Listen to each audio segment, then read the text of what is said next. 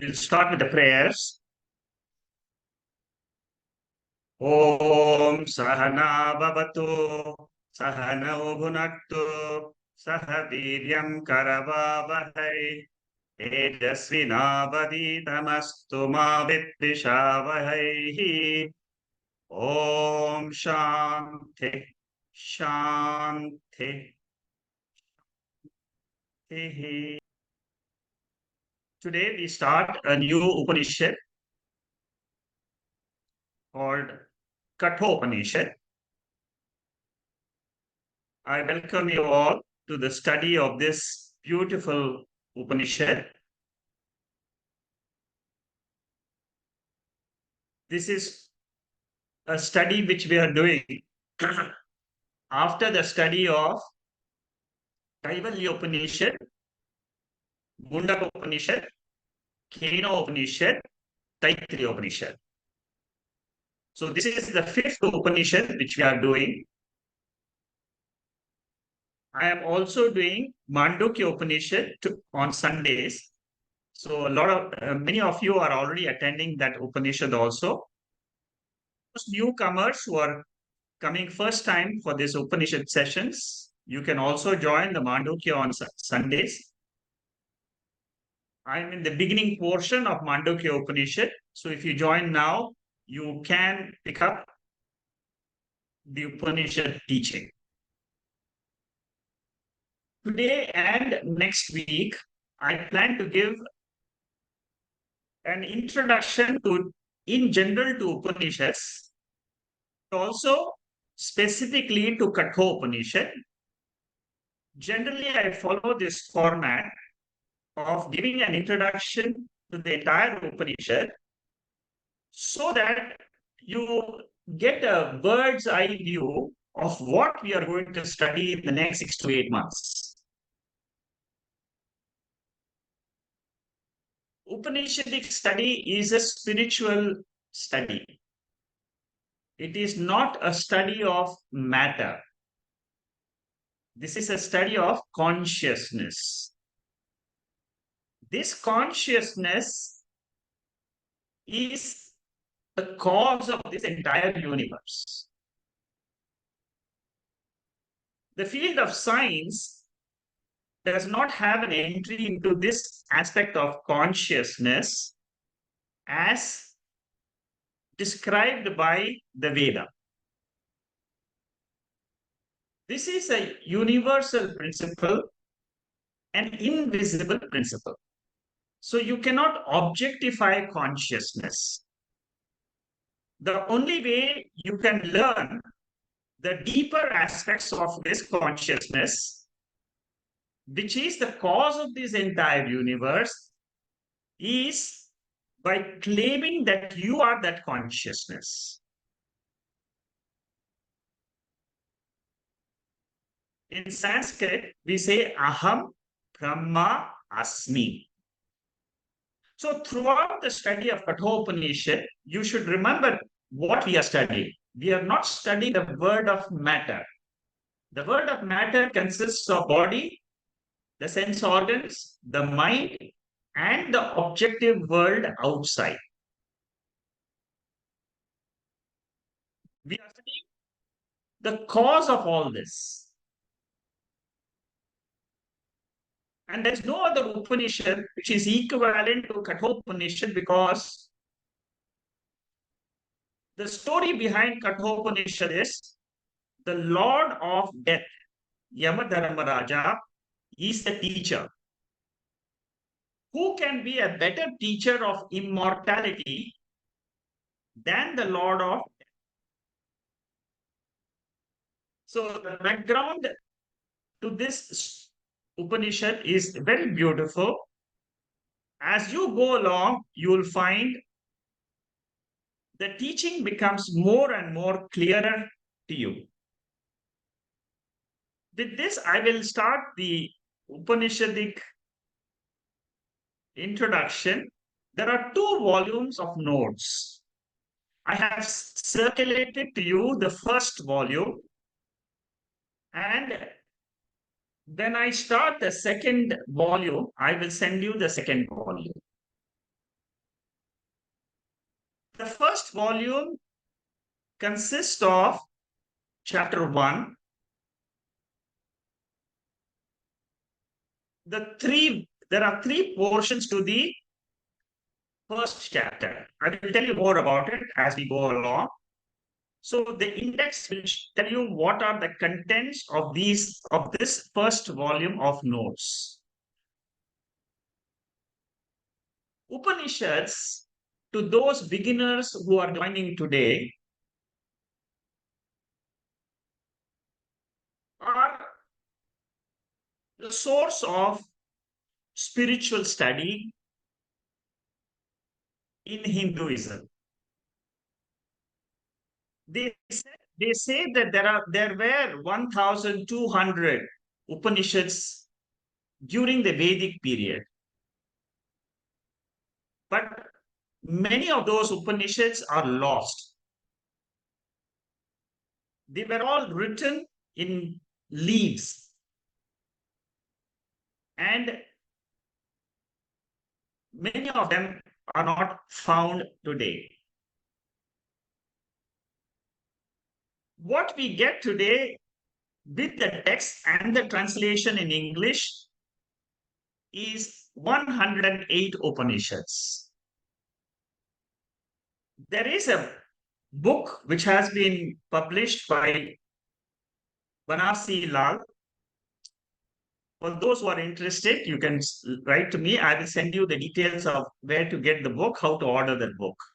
It gives you the meanings of 108 Upanishads. Now, Upanishads are divided by Veda Vyasa into 4 Vedas. Rig Veda, Sama Veda, Atharva Veda, and Yajur Veda. So Veda Vyasa, he looked at the entire Vedas, and he divided the Vedas into 4 parts so that it is easy for us to understand the Veda. Here in this table, I have given you the 108 Upanishads, the names of those Upanishads. And each of these Upanishads can be studied because that verses are available and description in English is available. If you look at it, Rig Veda is the smallest Veda which has got 10 Upanishads. Then comes Sama Veda with 16 Upanishads, Atharvana Veda with 31 Upanishads. Yajur Veda is the biggest bulk of the Upanishad with 51 Upanishads. What do we study generally, or what do Vedic schools in India, what do they teach? They primarily teach 12 Upanishads. Out of these 12 Upanishads, there are 10 Upanishads where Shankaracharya's commentaries are available in Sanskrit. The commentaries of Shankaracharya are extremely important. That is why in Sunday classes on Mandukya and Shankara Bhashyam. Before this, in Taittiriya Upanishad also, I took Shankaracharya's Bhashyam. The Bhashyam notes are available for both in the website, Vedanta students' website, and also Keno Upanishad Bhashyam is also available. The 12 Upanishads which we normally study, Atharvana Veda has got 4 Upanishads, Kaivalya, Prashno, Mundak, and Mandukya. Yajur Veda has got 2 divisions, Krishna Yajur Veda and Shukla Yajur Veda. There are 2 schools under Yajur Veda. What we normally study under them is Kathopanishad, Taittiriya Upanishad, Svetashvara Upanishad, under Krishna Yajur Veda. And Shukla Yajur Veda, we studied Ishavasya Upanishad and Brihadaranyaka Upanishad. Sama Veda has got 2 Upanishads, very beautiful Upanishads, Chandogya Upanishad and Kena Upanishad. And Rig Veda, we normally study Aitareya Upanishad. The central theme of all these 108 Upanishads is only one. It gives us the nature of the world, Jagat, the nature of the individual who is experiencing the world, which is Jiva, and the creator of this universe, the cause of this universe, which is Ishvara or Brahman. So all of them, they talk of the same subject matter. When you study the different Upanishads, you will be able to see the similarity teaching, which is an amazing thing. So you can imagine there are 108 books which are teaching the same topic. What is the cause of this whole creation? How can I relate to that creation? That is the most important. Academically, we can study it, but there is a study which is transformation of the seeker who is trying to seek that truth, not outside, but inside himself. I want to know that truth in me.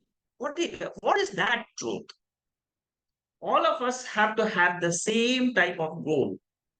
I want to study this Upanishad not as an academic study, but I want to realize the truth in myself. If you keep this as the objective, the entire Upanishad study will become very, very transformative. Vidanti Chaturaha Purushartham Tat Prapti Upayinau Cha Yena Iti Veda. What is the Veda? Veda is a scripture by which a person knows what are the four goals of life.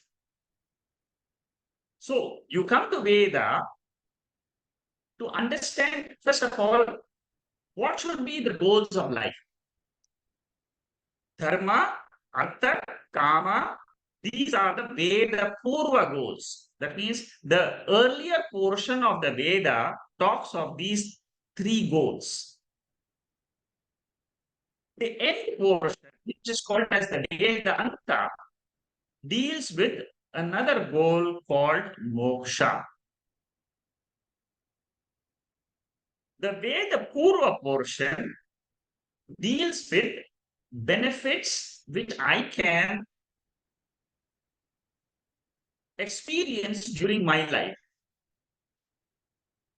Primarily, these are all in the form of rituals. They are in the form of karma, action, rituals. The Veda Anta portion deals with knowledge. Ved means with. It comes from the root with. With means to know.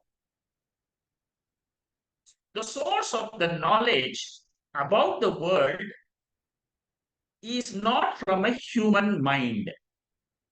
There is no human mind which can discover the truth of this world. Scientists are trying to do it, but very, very difficult. Cosmology is trying to discover what is the nature of this entire cosmos. How was the sun formed? But still, there are a lot of questions. How does the human mind work? How does this body work? Big questions in science. These questions are called Paurusheya Vishaya in Sanskrit, which a human mind can try to discover. But the creation of this universe, how does this universe originate? How is the universe sustained? Where does this universe resolve? Those questions can be answered. These questions are called in Sanskrit Apurusheya Vishaya. Apurusheya means it is not objectifiable. Science deals with something which is objectifiable by the sense organs. We can go up to molecules, atoms, up to the level of energy. Beyond energy, we don't know what it is. But Veda starts from there. It says that let us start by looking at matter at the energy level and then ask the question, what lies beyond energy? Is there a consciousness which is observing, which is experiencing this energy? That consciousness can never be objectified. It is only possible to learn about that consciousness from Veda Anta. From those 108 Upanishads, we can learn what lies beyond our sense organs. Karmas are divided into three parts: Kahika karma, Vachika karma, Manasa karma. Kahika karma, actions at body level. We do rituals, homams, yagyas for different purposes in life. Suppose you want to get a son or a daughter, you want to have a child, you do certain rituals. For sake of wealth, there are certain rituals which we can do. These are all called as kahika karma, done with the help of body. Vachika means verbal instrument like Parayanam, Vishnu Parayanam. We do verbally, chanting, japa. Then the third one is Manasa Karma, which is Upasana or meditation, which we do through our mind. So these are the three instruments we use: body, the tongue, and the mind. Three instruments which are there in this body-mind complex. Through this, we perform all types of karmas, and Karma Kanda, the Veda Purva portion, tells us you can get various higher lokas, higher bodies if you do those rituals. Upadi means body. Suppose in this world, the Bhuloka, we have this body.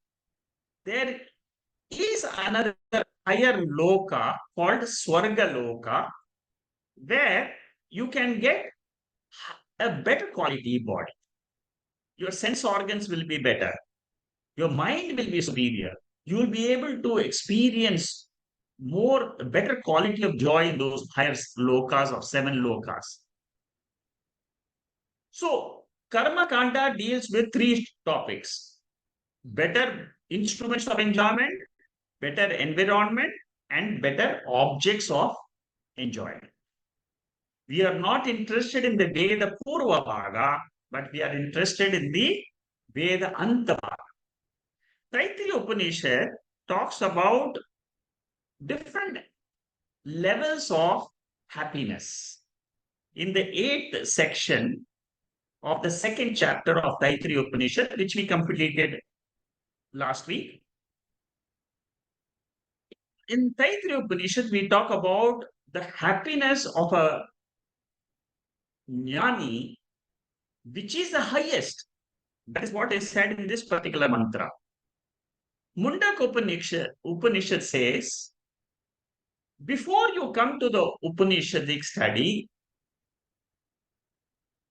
examine what the world can give you, what are the deficiencies which you experience in this world. Pariksha lokan karmachitan brahmano nirveda maya. Very famous mantra of Mundaka Upanishad. What does it say? An intelligent man, before he comes to the study of Upanishad, he tries to see what is this world I'm living in.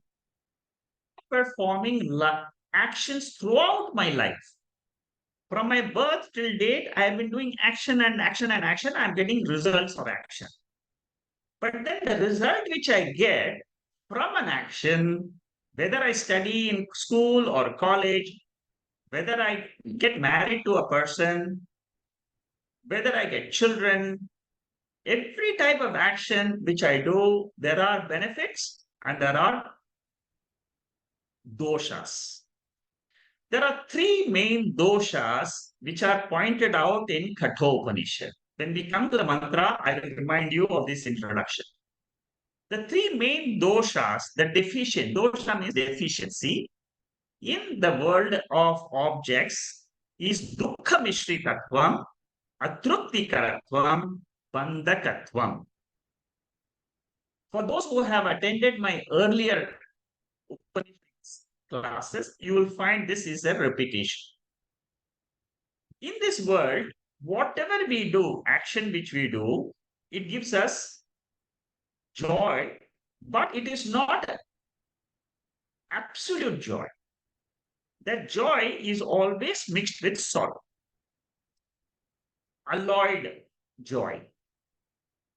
There is only one thing which is unalloyed joy, that is the Swarupam of Atma.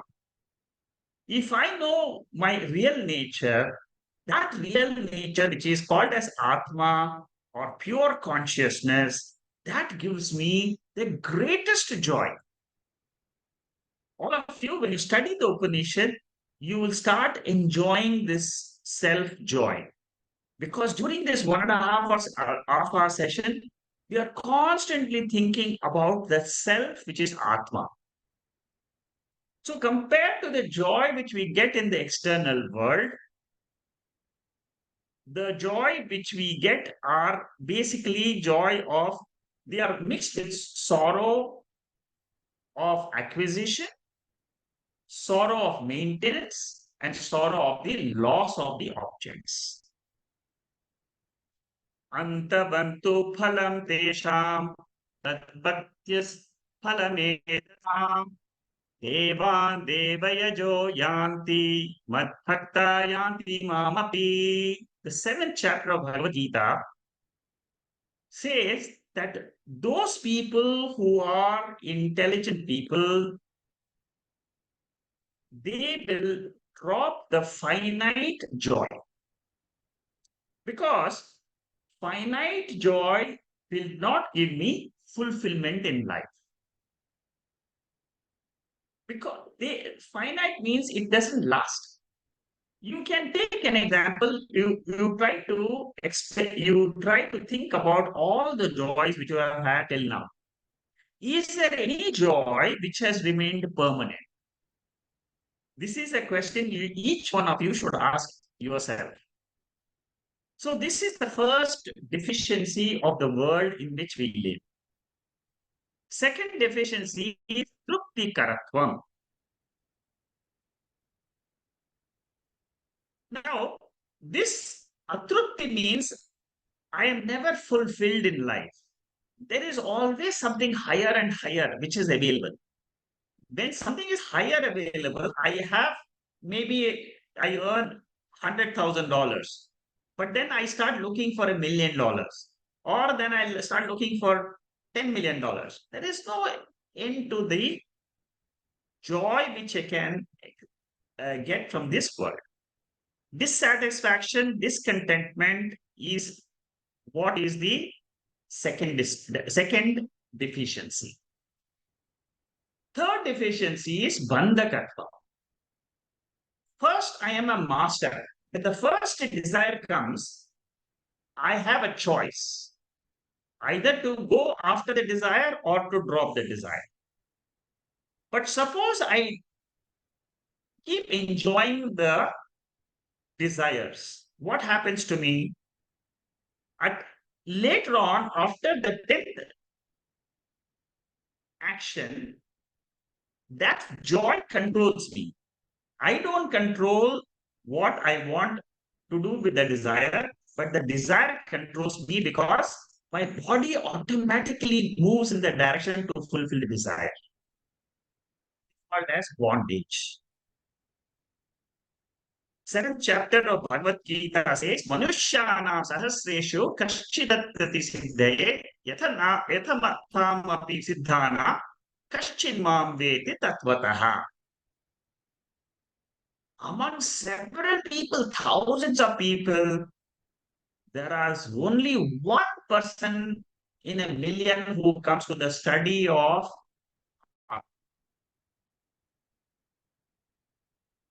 Very, very few people come to the study. Many people want to study, but they don't put effort to study. Kathopanishad also says the same thing, that many people who are desirous of immortality, they don't know where to go because they are caught up with the sense objects. Very few understand the deficiency of karma phala. Every action, whatever I do in this life, always has these three doshas, these three deficiencies.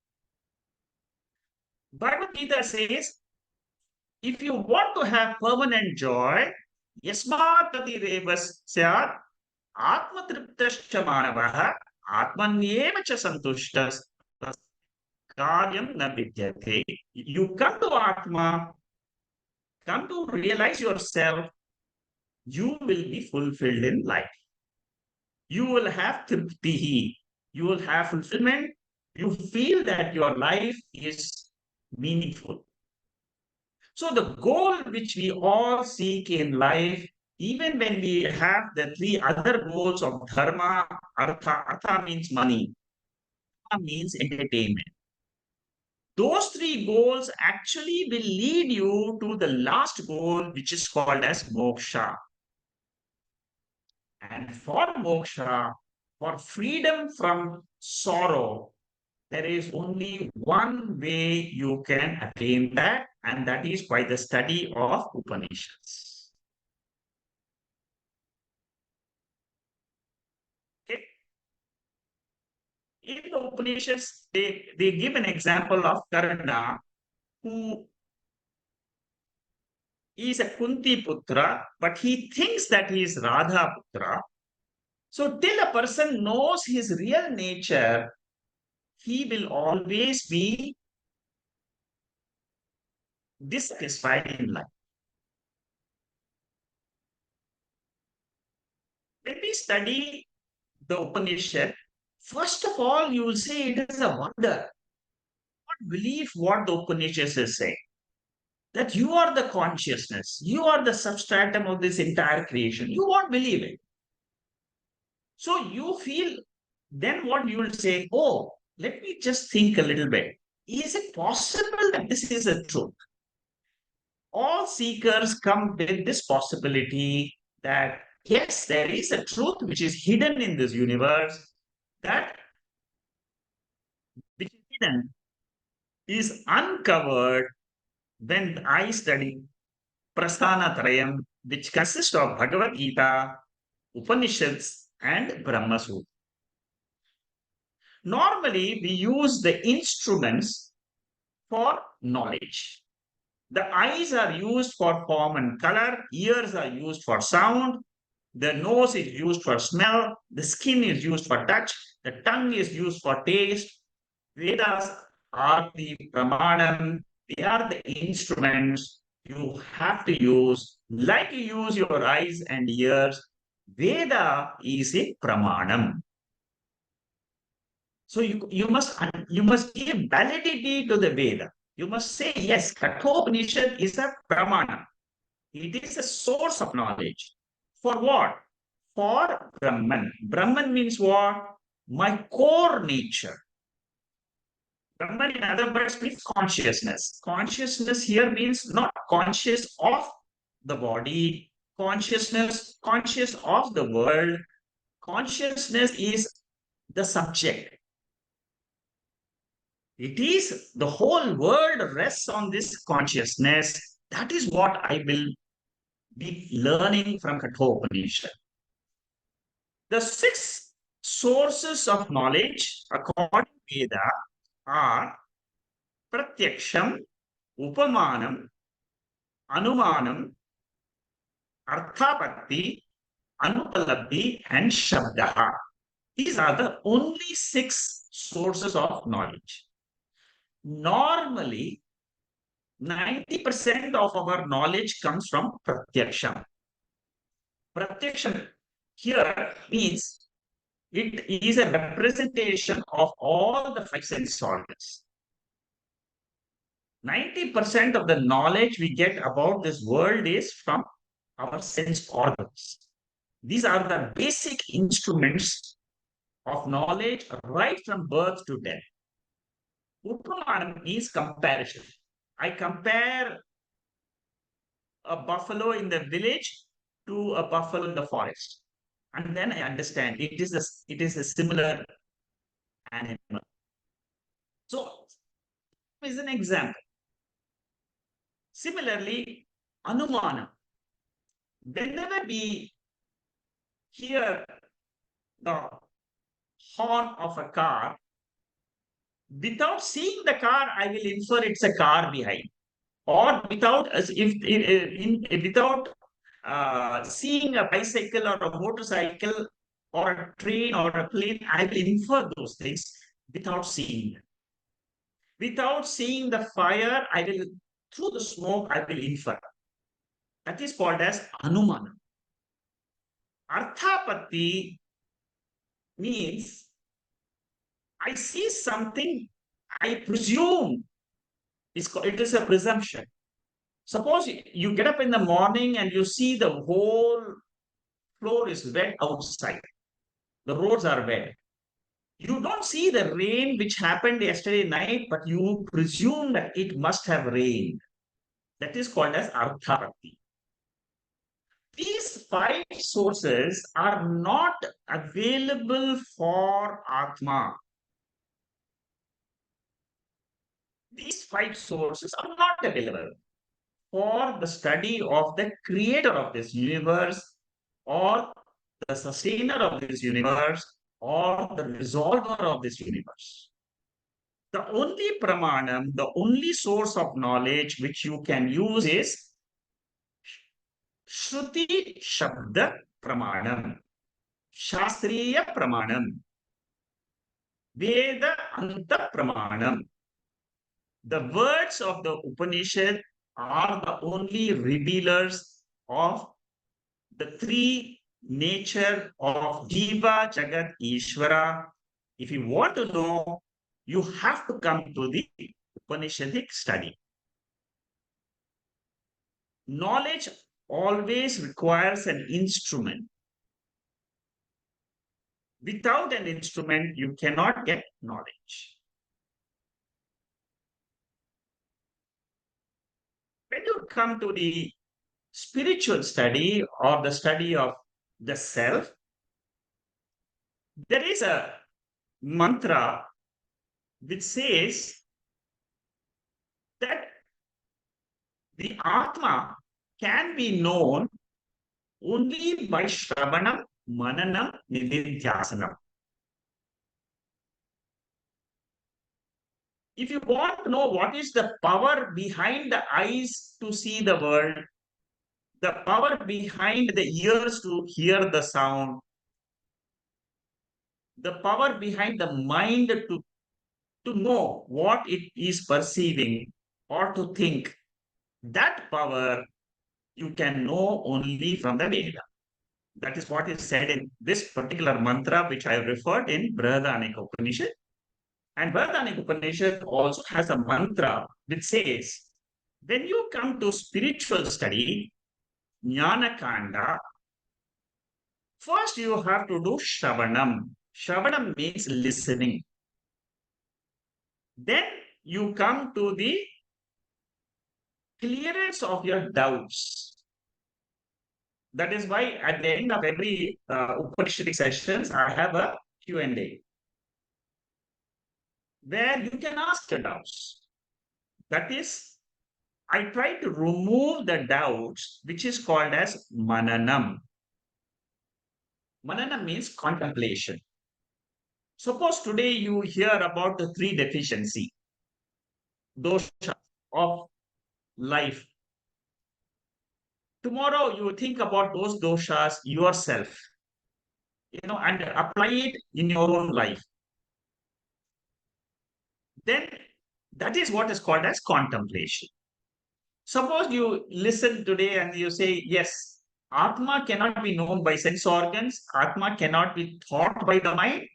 It is something beyond the sense organs and the mind.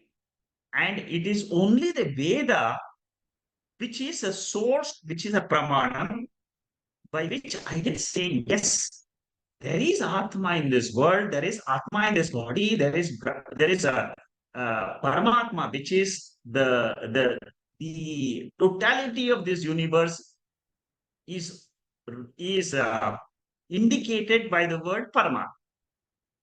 Now these are all known only from the scriptures. I contemplate on them, and then the last process of moksha is after having removed the doubts and you're sure that there is something in this body mind complex which is called as the sakshi. I am that sakshi. You have to claim it. I am that witness consciousness of all the thoughts which run into my mind.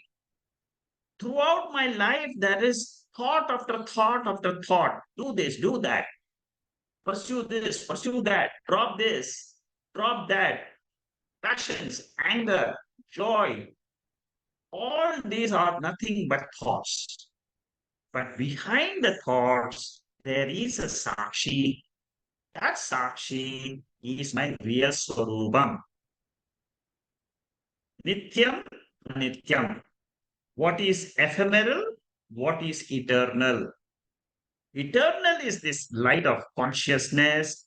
Everything else which I am experiencing in life is incidental, it is ephemeral. Then what happens? You have to own that consciousness as your real nature. And throughout the life, whenever you can, try to remember yourself. I am the sakshi. I am the witness consciousness. I am changeless. This consciousness never changes. The thoughts they change, the body changes, the world changes. Everything external to consciousness is constantly changing. These states of mind, waking, dream, and sleep, changing. The world outside, sunrise, sunset, planets, always in motion. So there is a constant change happening outside. Earth is in motion. But there is something which doesn't change. That thing which never changes is this consciousness, and that is my real nature. The process by which I drop my notion in my mind that I am not the body, I am not the mind, but I am the spiritual self, which the Upanishad declares so beautifully in Kathopanishad. Again and again, the Upanishad will tell you, etat vaitat. This is what you wanted to learn. 11 times this word is used in Kathopanishad. Etat vaitat, etat vaitat. When we study that, you will remember the sentence which I'm saying. You have to claim that nature. What happens if I that consciousness? You will automatically see that your sorrows in life they become meaningless. In front of consciousness, the sakshi, which is so powerful, the sorrows which you experience, they come and go, they become incidental, they are not affecting you as much as it affected you before the study of Upanishads. The Upanishad jnana, knowledge, is a secret. Normally, it is never taught to people who don't ask for it. Suppose you don't wish to come and learn the secret, it will not come to you. You want to know it. That's why you are attending this session. In the ninth chapter of Bhagavad Gita, the Lord Krishna says, the greatest secret which is hidden in this universe. You only have to uncover that secret and claim it. The study of Upanishad requires our mind to be prepared. The instrument which we have to use is our mind and intellect. This is the only instrument which is available to receive the knowledge from the Veda. You have to go to a teacher, guru, who is a Shrotriyam and Brahmanishta. Shrotriya means he is well versed in the teaching of the Upanishad, well versed. He has learned, he has studied at least Upanishads. He has got the skill to teach. You see, many people are able to study, but they can't teach. And the Upanishadic teaching is always in the form of a dialogue. So you see several Upanishads which I have quoted here. Mundak Upanishad is a dialogue between Shaunaka and Angiras. The teacher is Angiras and Shaunaka is the student. Prashna Upanishad is a beautiful example of a teacher and a student. There are 6 students who realize, who know about this world which is Sagunam Brahma, who know about this Ishvara with form. 6 of them. They know that God is in the form of the world. But all the 6 people, they want to know the formless nature of God. They go to Piprada and ask the Guru, can you teach us the formless nature of God, the Nirguna status of the Creator? Very beautiful Upanishad. I'm writing the right now, which I will be teaching in about 2-3 months. And later on, maybe after Kathopanishad, I will take Prashno Upanishad with Bhashya. Brihadaranyaka Upanishad, there is Yagnivalkya, who is the Guru, and Janaka, the king, who is a student. Very beautiful Upanishad, which has got tremendous amount of teaching about this formless nature of the universe, formless nature of the individual. Keno Upanishad, there is a Guru and a Sishya. Kathopanishad, which we are going to study, Yamadharma Raja is the teacher. That means he is the Lord of death, Lord of mortality. He is the teacher, and Nachiketa, who is a 12-year-old boy, he is the student. 4 Vedas have got 1,180 branches or schools. They were existing in the Vedic period. Today, there are hardly maybe 50 schools in India which teach Upanishads. Now, each of these schools had one Upanishad. That is why they said that in the past there were 1,200 Upanishads. Each specialized in one Upanishad. But now those are lost. We have 108 Upanishads. Shankara writes commentary on 10 of them.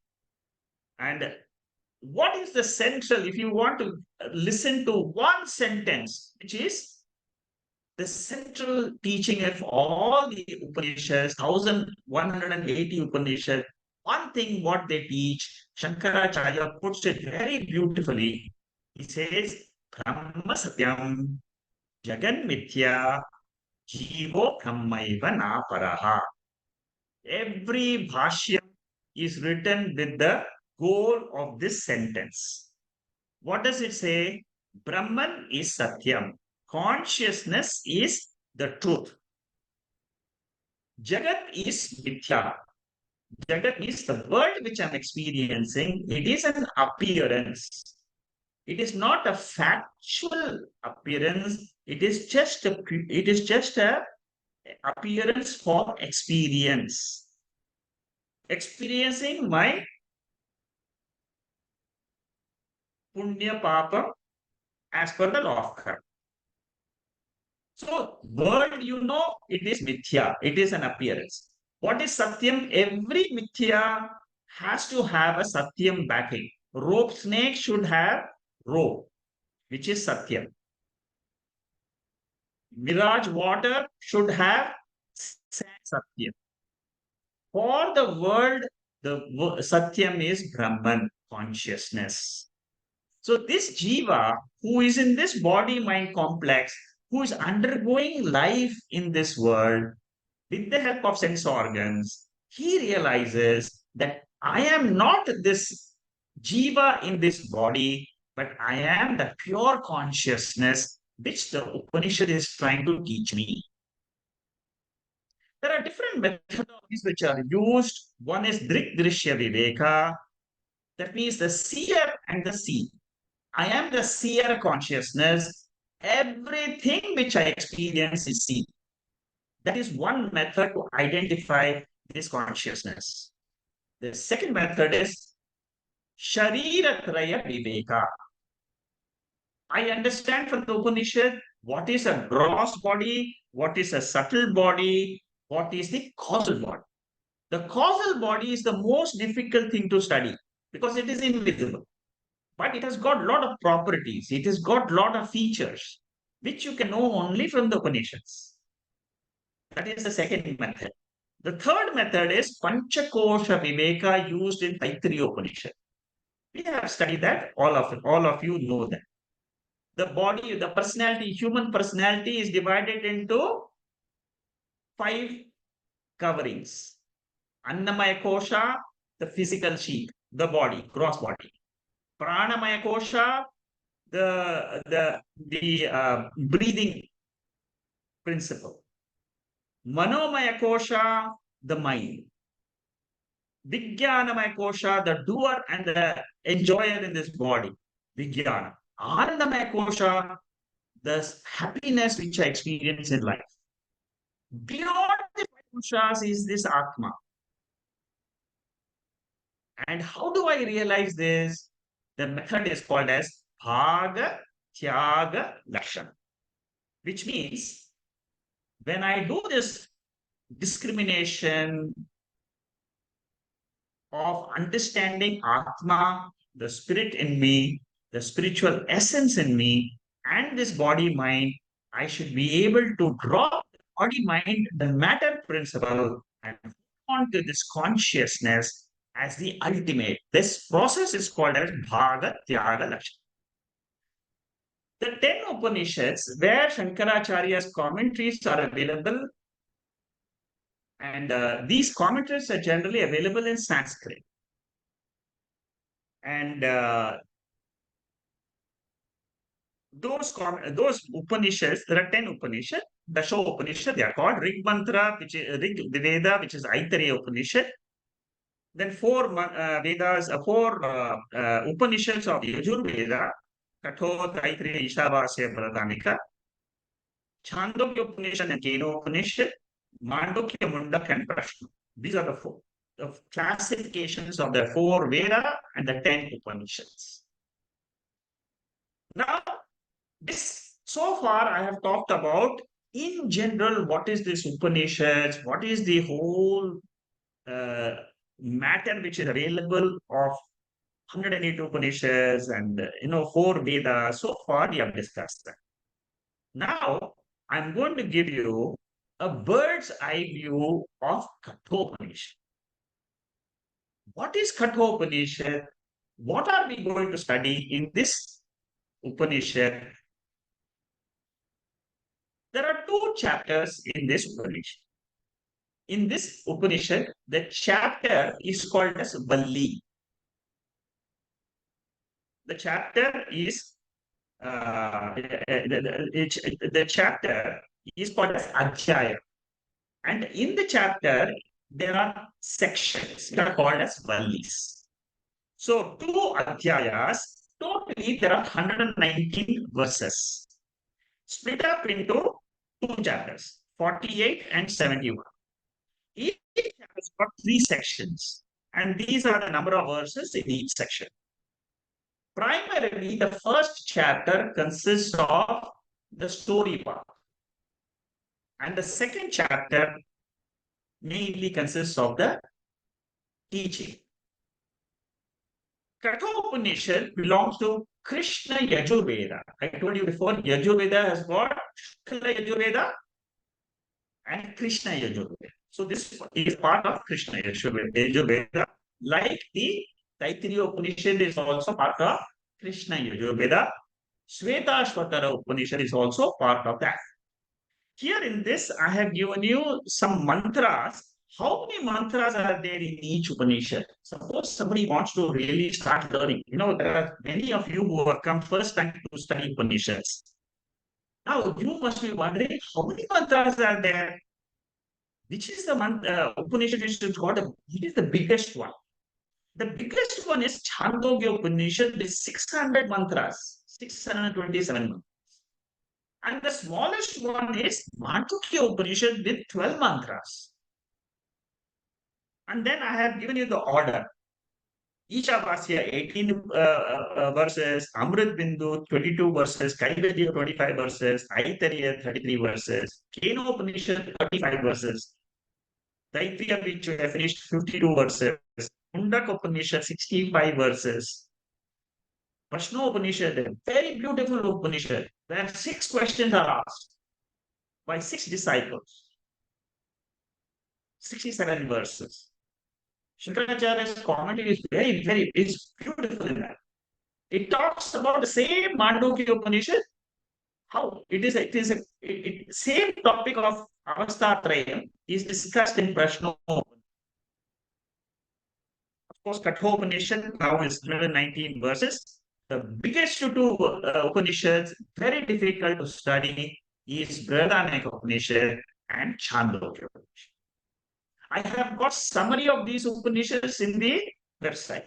I've got some of these Upanishads in my website, verse by verse notes. So if somebody is really serious, you can study these Upanishads. And if you study 4 or 5 Upanishads, you will find out that the essence is the same. Many of you who have attended so far my Upanishad classes for the last 2-3 years, it is the same one line. Brahma Satyam, Jagan Mithya, Jivo Brahmaiva. Now, the first chapter has got 29 verses and it talks about the story in the first 9 verses. Now I'm discussing first section. I'm going to discuss all the 6 sections. So that today, I don't think I can cover all, but whatever we can cover, start understanding, this Upanishad, what I'm going to learn. First 9 verses talks about a story. And then the balance 10 to 29 talks about the 3 boons, the 3 gifts which that student gets by going to study this Upanishad. Okay. Now let us see what is this story about. This story is about Yama. Yama means a devata, a controller. You see, when you study the Upanishad, Brihadaranyaka Upanishad says there are infinite number of devatas in this universe. Controllers of rain, controllers of the earth, controller of the Panchabhutas, the 5 elements. Fire is controlled by one devata, Agni Deva. Rain is controlled by Varuna Deva. So each aspect, the natural forces which are the controllers of the whole Prakriti, nature, is called as a Devata. Devata means it is a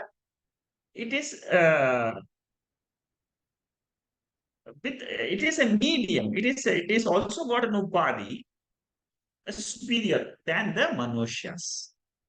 They have become devatas because of some rituals they have done in the past, and they are become the controllers of this universe.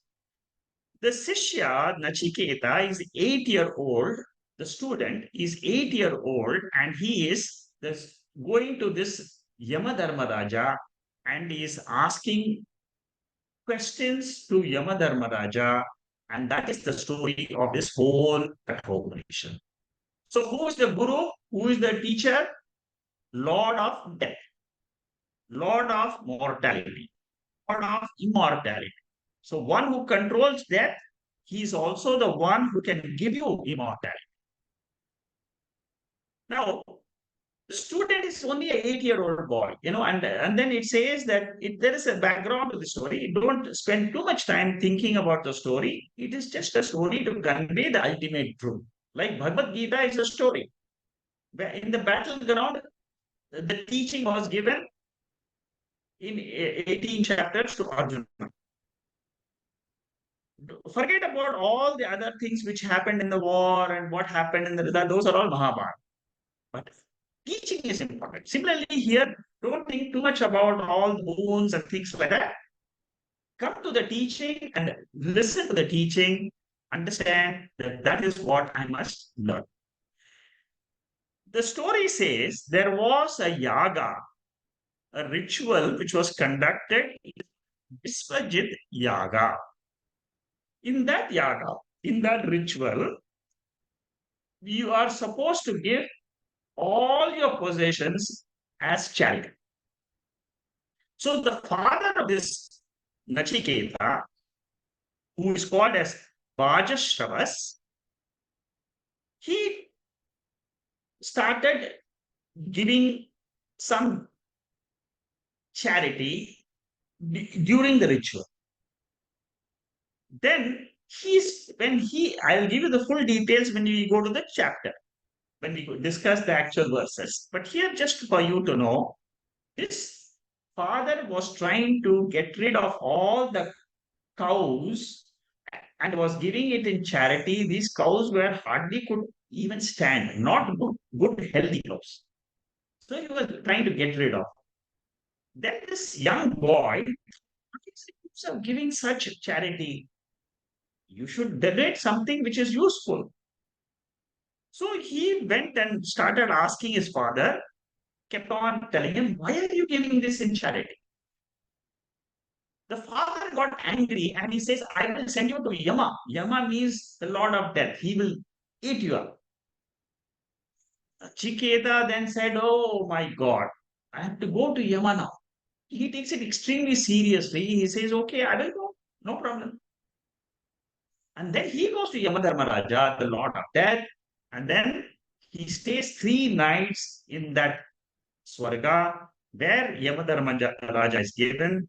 And he gets 3 boons from that Lord. Now, the 3 boons, the first boon is, he says, my father has sent me to this loka, to this Yamadharma's loka. Now, he must not be very happy about it because I've left him, I've come to you. So, keep my father happy. Pitru Devo Bhava. That is the first boon. He asks Lord Yama. The second boon he asks is, he says, teach me one ritual by which there will be a lot of happiness in the world. Vishwarupa ritual and Upasana. That is the second boon which he asked. I mean, these are the boons which, he asked because there is a story behind it. When he went, Lord Yamadharmaraja kept him waiting for 3 nights before he could meet her. Therefore, Lord said, okay, because you were waiting so long, now you ask me 3 things before you start. Oh, I don't know why you came. So he gave those 3 boons. Second was a ritual for the benefit of the society. And the last boon is the most important boon. It comes between 20th and 29th verse. It is Atmajnanam. Lord is surprised with this question of Nachiketa. He is asking Nachiketa, the 8-year-old boy, is asking the Lord, tell something which we don't know in this world. Is there something after the death of a person? Or is there nothing? That is what he wanted to know. Is there something called as Atma? Because Chiketa wanted to know, he had a burning desire. See, Even though he was an 8-year-old boy, he is a progeny, spiritual progeny. Like you have music progeny, you have Bhagavad Gita progeny, you have so many different progenies available in this world. Similarly, this young boy, he had vairagyam, he had all the qualifications from his previous birth, and he wanted to get this knowledge about Atma Vidya. That is about the first section, the first chapter, first section. Important mantras I have given here. You can study them. You can go through them. Later on, when we study, you can understand better. The second section, the first chapter, has 25 verses. And this chapter deals with the glory of the teacher and the glory of the student. Gives you several verses which tells you from verse 1 to 13. It talks about the glory of the student as well as the teacher. The main glory of a student is he is Brahmanishta. That means he is a seeker of truth. And in the 14th verse of this, he talks about Omkara Upasana. In the 14th verse, he first talks about the Atma definition, which we'll see later on. And in the 15th verse to 17th verse, there is Omkara Upasana. Omkara is a very, very important Upasana meditation taught in many Upanishads. In Mandukya, we are going to study Omkara Upasana. In Prashna Upanishad, you get more details than Mandukya on Omkara Upasana. Prashna Upanishad talks about Omkara. Kathopanishad talks about Omkara. Vedas Upanishad talks about Omkara.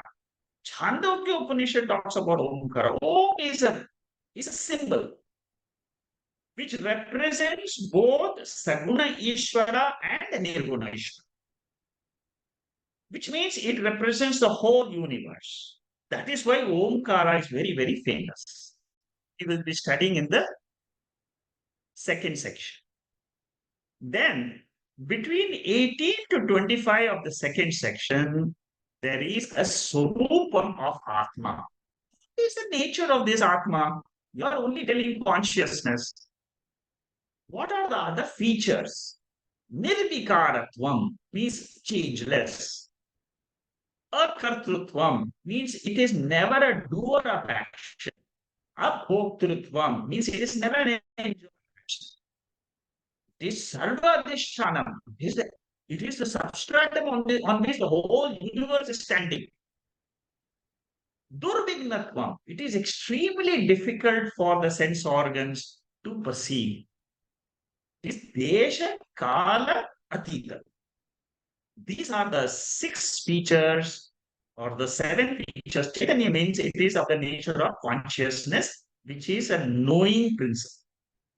Now, all of us have this knowingness in us. That is what is called as Atma.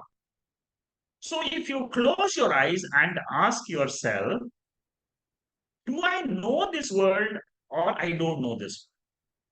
You'll say, yes, I know this world. Do I know the form and color? Do I know the sound? Do I know the taste? Do I know this? What is common in all this? Knowingness. That knowingness is called as Atma. So easy, isn't it? See, you have to apply. Unless until you apply, then only you'll find the joy of learning. So when you see, and this knowingness is beyond time and space. Why do you say it is beyond time and space? Because this knowingness is even without time. In sleep, there is no time for me, but still this knowingness is there. I am the Sakshi. It is not doing anything, but it is the knowledge principle. And it is changeless. Because it is changeless, it is Nitya. Nitya means what? Eternal. That is what Nachiketa wanted to know. So the section of the first chapter talks all these qualifications, the Swarupa of Atma, and so on. These are all the mantras, important mantras. Najayate priyate va vipaschit nayam kudaschina bhuva kaschit. This is the same mantra which we get in Bhagavad Gita. Najayate priyate va kadachit. That mantra, the 19th verse of the second chapter. Okay.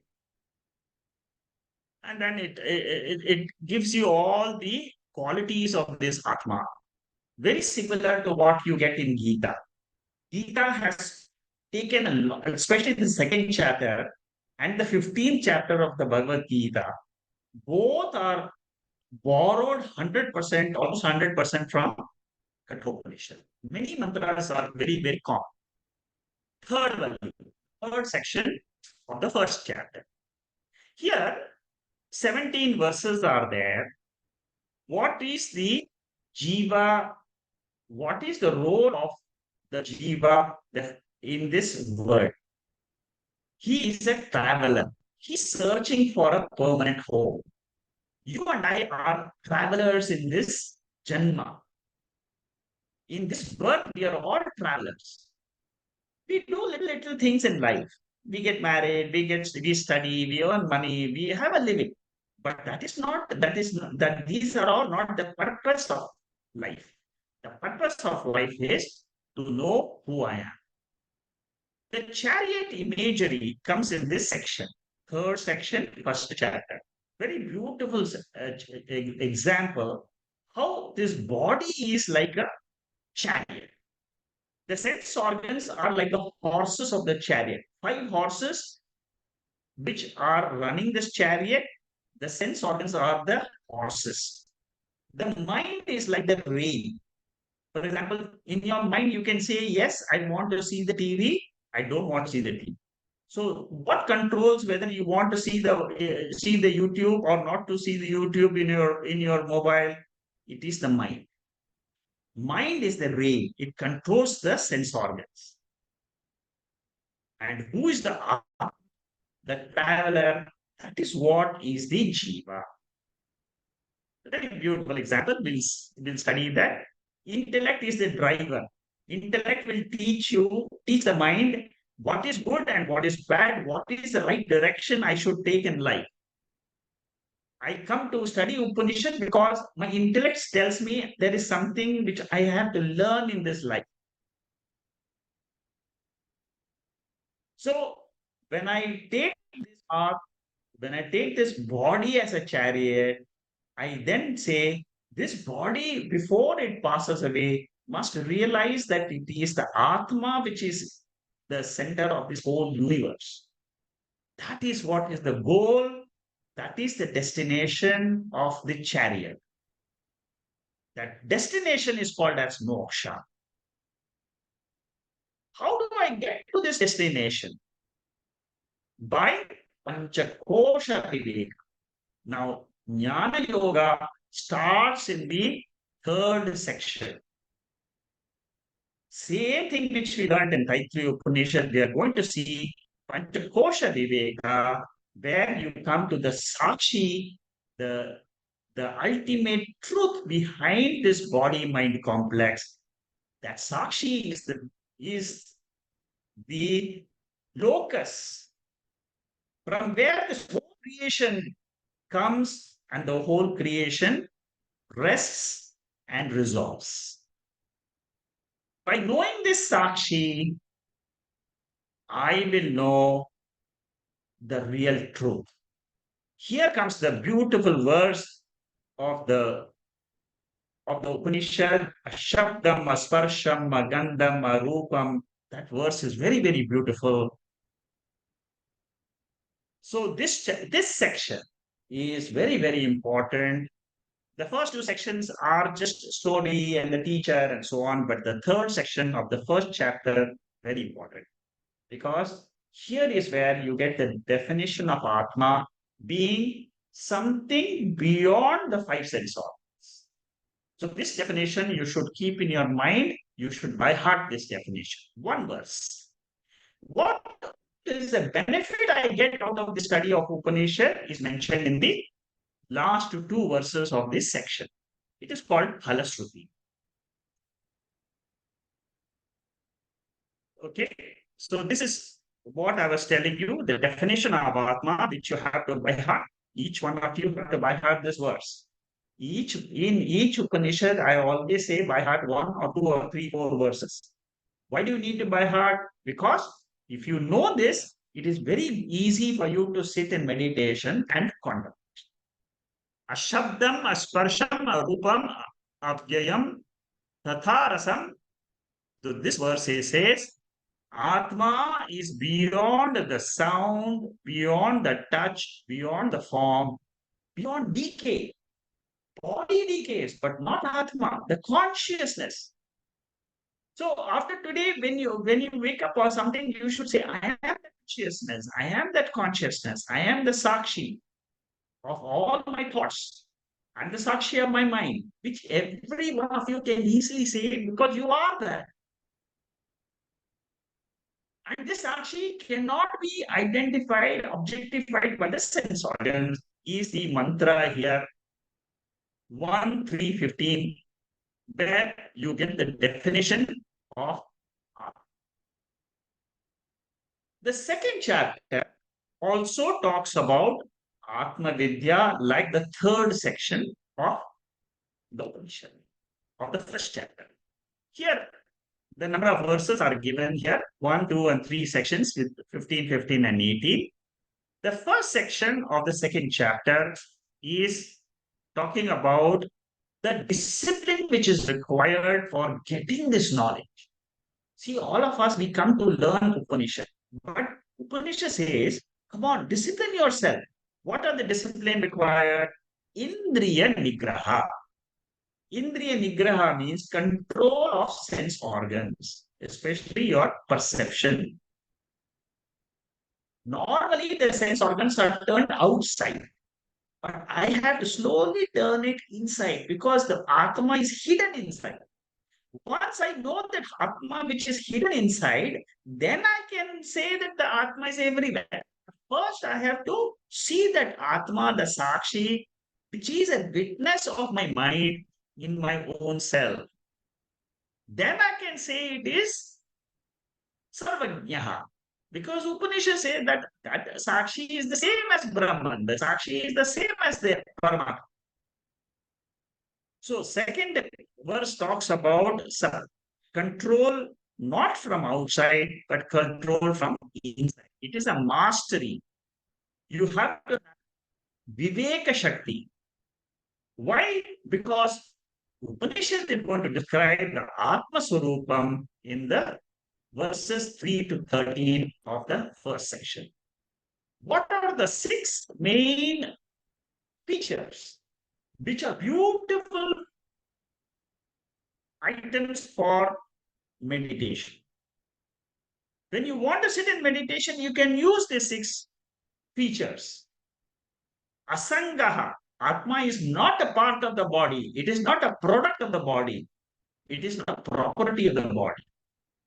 It is independent entity, Satyam.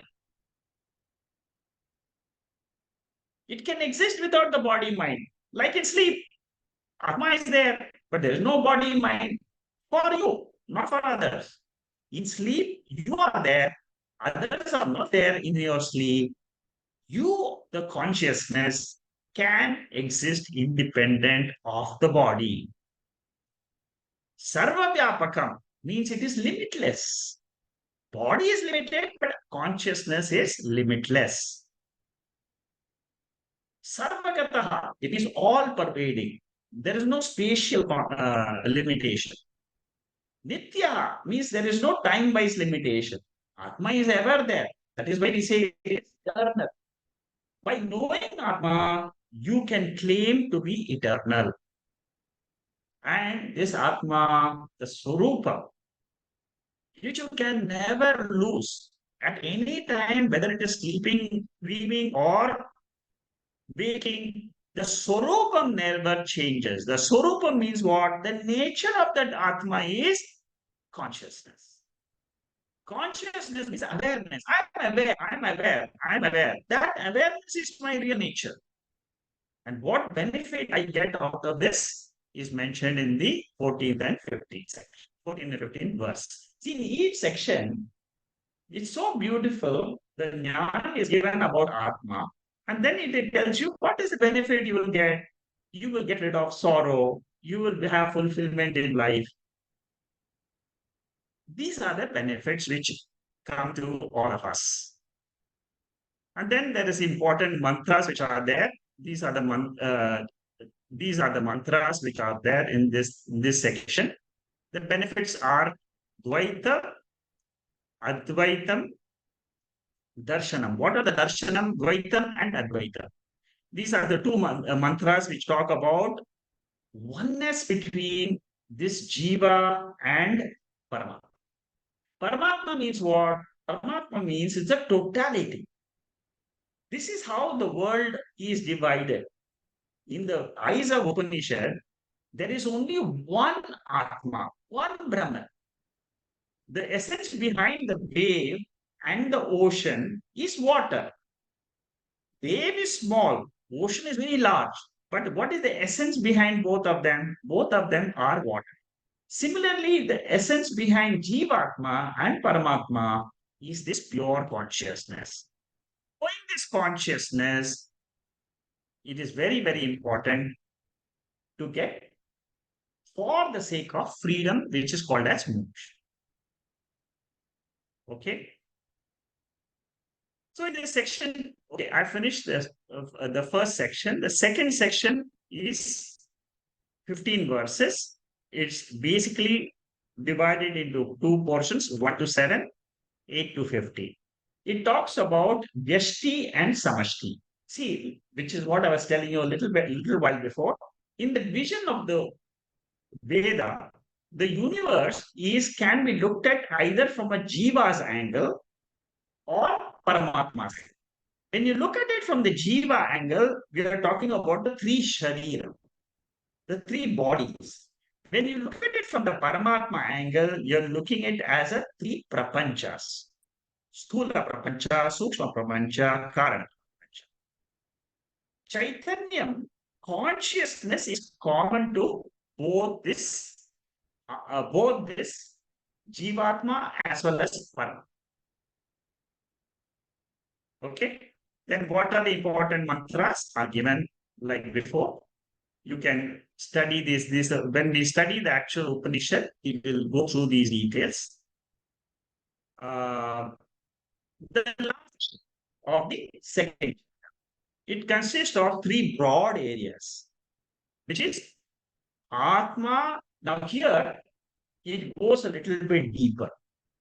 It gives you the logic behind the spirituality, the logic behind Atma Swarup. What is the logic? There is a material cause and there is an intelligent cause in this universe. In the Atma, both the material cause and the sentient cause, intelligent cause is the same. A very beautiful example comes here. Same example which was given, spider. That will be discussed in the first four verses. The next section talks about the disciplines which are required for the study. Atma, Anatma, Viveka required. Yoga, Abhyasa is required. Shraddha is required in the teacher as well as in the scriptures. And the last portion is Jnana Phalam. What is the Jnana Phalam? If you get this knowledge, you get Brahma Prapti, Sarva Granthi Nashaha. Granthi Nasha means what? All the knots which were in my mind to this body, they get broken. All the desires, Kamanasha, all the desires which I had is all gone because the desire to fulfill them was there when I had ignorance about myself.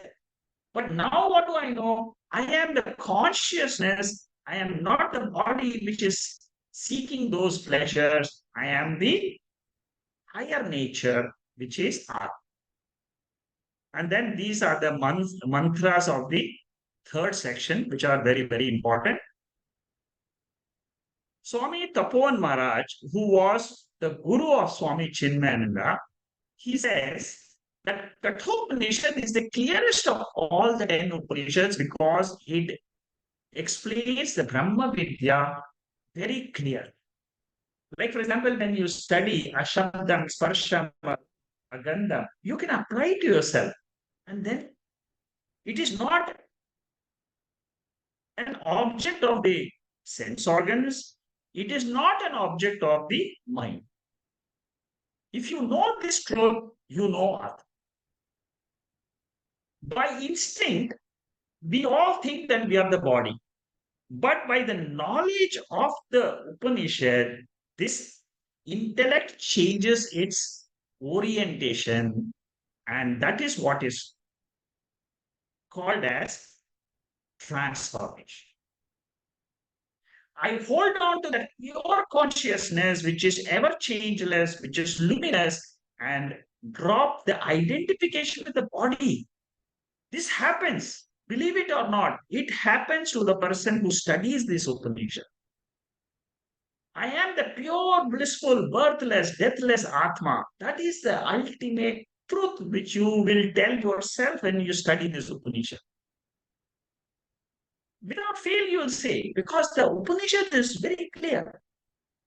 You get vairagya from desires, and automatically you get the control of the five senses and the mind. When you study this Upanishad, you get the control of the mind, which is very, very useful. Because if your mind is always wandering, then it will be external, it will be extrovert. Okay. Okay. Shanti mantra is a prayer. Now, what are the Shanti mantras in different Upanishads? I have compiled them and I have presented to you. You can just go through them. Most of these are very simple to understand. Sahana bhavatu sanau sahana punaktu. This is what we are chanting. We will be chanting this mantra every time before the class starts. Okay, the meaning is please bless us to study this Upanishad. Shanti mantras for different Upanishads are different. What are the mantras for different Upanishad? I have compiled this here. Om Vane Manasi, that one is for Rig Veda, which is Aitareya Upanishad. Sahana Bhavatu is for three Upanishad, Katho, Taittiriya, Svedashtra. Apyayantu Mamangani, that is for Keno Upanishad and Chandogya Upanishad. Purnamada, Purnamidam, Purna, Purnamudachare, that is for, it is a Shanti mantra for Ishavasya Brahdanika Upanishads. The last one is Bhadram Karne Vishwunaya, which we chant in Mandukya Upanishad on Sundays. It is for four Upanishad, Mundak, Mandukya, Prashna, and Kaivalya. These are the Shanti mantras and the meanings. You can go through them at your these are all notes can be given to you. If you have not received it by email or WhatsApp, please write to us. We will send it to you. The meaning of these Shanti mantras is basically to receive and retain the teaching. The teaching should permeate in my intellect and transform my personality. Okay. All of us pray for removing three obstacles in our life. Shanti, Shanti, Shanti. The first Shanti is to remove the obstacles in my own self. For example, the mind is wandering in meditation. So when you chant the Shanti mantra, you repeat in your meditation, Shanti, Shanti, Shanti. If you utter these three words, it is a prayer. Automatically, your mind calms. Adhyatmika means inside body mind complex. I have some control over this. When it comes to Adi Bhautika, that is the external world, immediate surrounding external, not the natural forces. Adi Bhautika is the immediate surrounding. My neighbor, if he is blaring music, which I don't like when I'm learning the Bhagavad Gita or the Upanishad, that becomes an obstacle. Or some neighbor comes and sits with you and says, let's go for a movie today. So that is the Adi Bhautika. Adi Devika means natural forces. You want to attend a session, you can't travel, your internet fails at home. It is a natural force. Adi Devika. You have no control over the Adi Devika. Adi Bhautika, you have lesser control. And the most amount of control you have is Adhyatmika. These three reasons why we chant all the Shanti mantras, and they are for the removal of obstacles. Okay. So today we have learned all this about Shanti mantras, about Upanishads in general, about the three sections in the two chapters. What are the two chapters? Where do I find a Shabdam, Asparsham, Arupam? That mantra is very, very important. I must learn that by heart. The whole gist of the whole Upanishad, you have it with you. Next week, we are going to start the chapter 1, section 1. Okay. So I'm going to start with verse 1, 2 onwards. We'll be running through these verses because the story part is easy. When it comes to the Vedantic part, I will be going slow. Okay. So we will start with the first chapter, first section, and we will be going through verse by verse in this study. If you have any questions about the study, if you want to know whether you are a newcomer, you have done anything in life, are you ready to listen to this? My answer is yes. Come and learn this Upanishad. It's a very simple Upanishad. When you hear, the message will strike. Don't worry if you have not done Tattvabodha. It will be beneficial if you do Tattvabodha. But even if you have not done, if you are very new to this study, come, listen to this, you will be blessed. If you have any other questions about the study of this Upanishad, you can put in the chat board. I will try to answer them.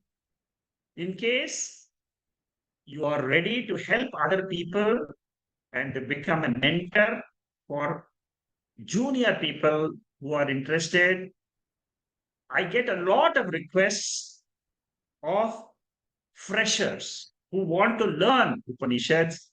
If you want to mentor and teach them Tattvabodha and get them ready to come and attend these type of sessions, please write to me and let me know.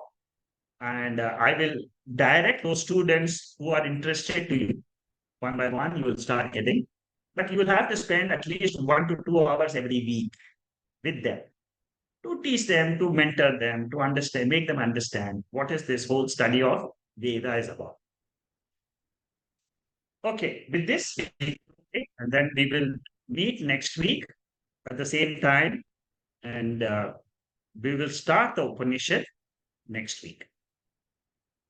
Om Purnamada Purnamidam Purnat Purnamudachare Purnasya Purnamadaya Purnamevavasishyade. Om Shanti Shanti Shanti.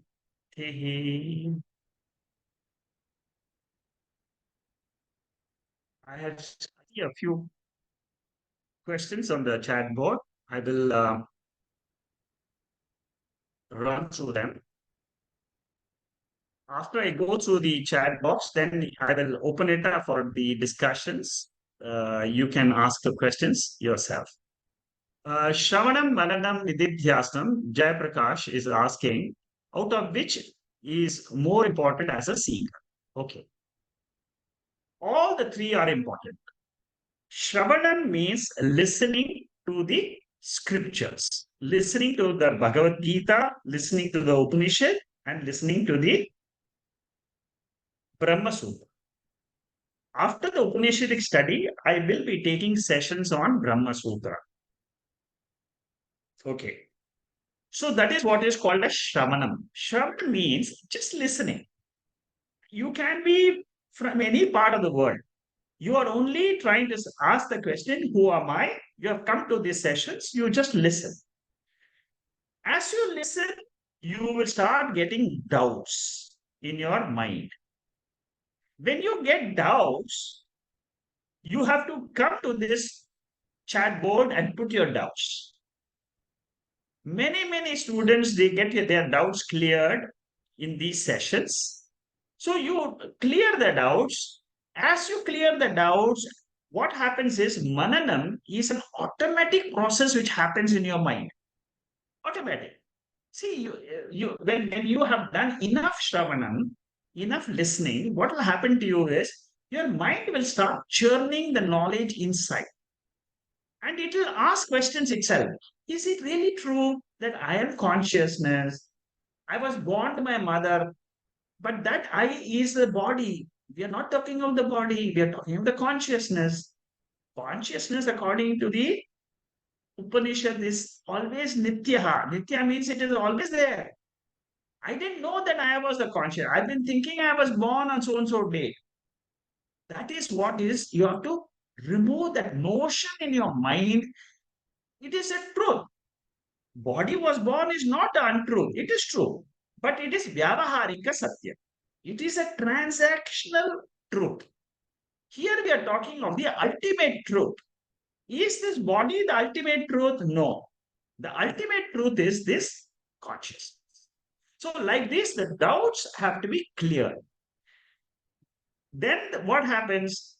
The last portion is called as Nididhyasanam. Nididhyasanam is a very difficult exercise. Here, you have to take time, sit down, and let the mind change emotions. 10 minutes. You don't have to spend too much time. As your mananam grows, what will happen is your mind itself will say, sit down for nididhyasanam. Nididhyasanam means your mind will say, I am not the body, I am the consciousness. I am the sakshi, I am the witness, I am what the thought it is coming in my mind. If you can get rid of this hurdle in your mind and claim consciousness, that is what is called as nididhyasana. Nididhyasana is the most difficult, but all the seekers have to go through all the three processes. As you study the Upanishad, automatically these three processes will happen in your mind. Take it from me, 100% it will happen. You don't have to do anything. Automatically, you will glide into contemplation, you will glide into meditation and removing the wrong notions. Okay. So, Jayaprakash, have I cleared it out?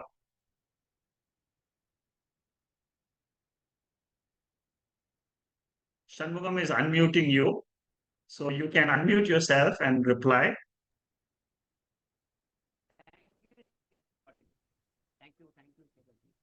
Jayaprakash, are you here?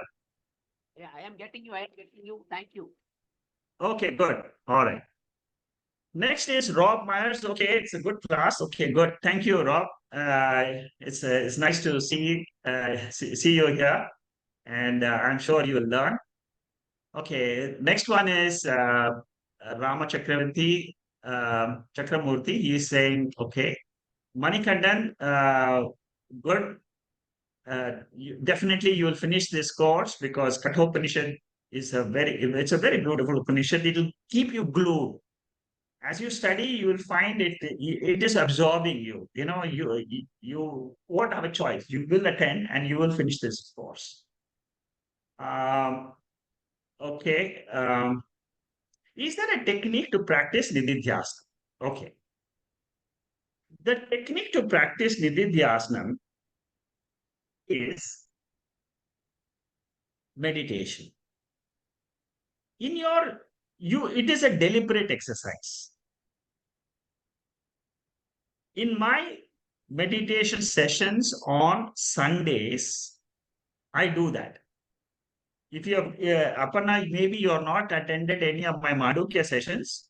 In my website, more than 140 meditation sessions are available. I have one link, one Google link by which you can connect to all those 140 sessions. So you can write to me, I can send it to you. Now, in those sessions, what exactly do you do? You take one mantra of Upanishad. For example, you take the mantra of Kathopanishad. For example, it says Ashabdam, Asparsham, Arupam. So in your mind in meditation, what should you say? Bring that mantra in your mind. And then let that mantra dwell in your mind for 5 minutes without any other thoughts. Let the mind dwell. I am of the nature of consciousness. I am not of the nature of the sense organs and the sense objects. Then we learned about 4 or 5 features of Atma.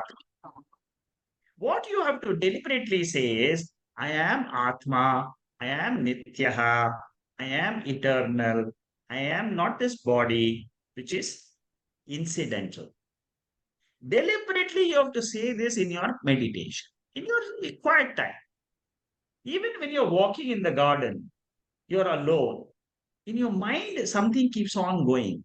You may be thinking of what to do next week, what to do with the children, what to do with the office work, what to do with what. So at that, there will be a time when your mind will be quiet. At that time, you have to bring this thought and say to yourself, the more number of times you say to yourself, I am the Nitya Swarupa Atma. I am of the nature of pure existence, which I am. I know it is because it is there in my sleep state. Pure existence, pure nature of consciousness, we all experience. Only thing is, I never got myself a chance to think that that is the truth. I have always been thinking my waking state is all which I know, and it is this which I have to drop. Aparna, I've just given you a gist. Yes. So can I join the Sunday's meditation? Yeah, you can join. You can just write to us. You just in the community, you just put your Sure. name, and we will Yeah. we'll just add you into the group for tomorrow. What time is it, sir? It is the same. I mean, Singapore time is 7 o'clock, Okay. 4:30 Indian time. Okay. Okay. Thank So, you so much. 6 o'clock. So come tomorrow. You will learn. Sure. Yeah. Thank you. Thank you so much. Thank you. Okay, now Mrs. Money is asking, okay, good and bad deeds carry to the next birth. If you don't practice sadhana and erasing my question, where is it stored? Kara or mind. Okay, Mrs. Money is asking this question, very beautiful question. See, whenever we experience anything in this world, either good or bad, there is a residue which is left behind. That residue is in the form of samskara. Samskara means impressions. That is what is called as punyam and papam. This punyam and papam are stored in karana sharira. It is in the causal body. It is not in the mind. It is not in the ahankara. It is not in the subtle body. Okay. To give you all of us, we have three bodies. Gross body, which is the physical body, which our eyes can see. Subtle body is the mind, which consists of ahamkara, manaha, buddhi, and chitta. These are the four components. Chitta means memory. Ahamkara means the ego, which is the doer, which is the enjoyer. Manaha is the one which is always in pendulum. I want to do this, I don't want to do this. I want this, I don't want this. Whenever your mind is going from one end to the other, you call it as the mind. Mind is always full of emotions. You should be able to differentiate mind and intellect. Intellect is the determining factor. Intellect is the judging. This is right, this is wrong, I should attend the class, it's good for me. So these are how we use, this is an instrument. Now we use this instrument, but as I said, whenever we are experiencing something, all the impressions, ultimately they reach our mind. There are certain impressions which go deep inside and they go to the Karana Shariram in the form of Punyam and Papam. This Punyam and Papam is in the causal body, which nobody can see. But that is the body in which the mind rests in sleep. Now you will know what is causal body. Mind which is dreaming is the subtle body. Deep sleep state, when you don't experience the waking state or the dream state, that is what is called as the causal body. Okay? So your good and bad deeds are in the causal body. When your body leaves this gross body, leaves the earth, what happens? The causal body is there, the subtle body is also there. But you will say that how I don't see that, but in your sleep also you don't see it. But you have to believe what the Shastra says. Shastra says you take your subtle body and causal body and take on rebirth. When you take rebirth, what happens? Again, your body, your mind will get into a new gross body. In that body, what will happen? Now the prarabdha karma will start fructifying. Slowly, you will start enjoying something, not enjoying something in life. That is your prarabdha karma. That is your punya papam, which you have earned, which is there in your account. So, have I answered your question, Mrs. Mani? Are you there?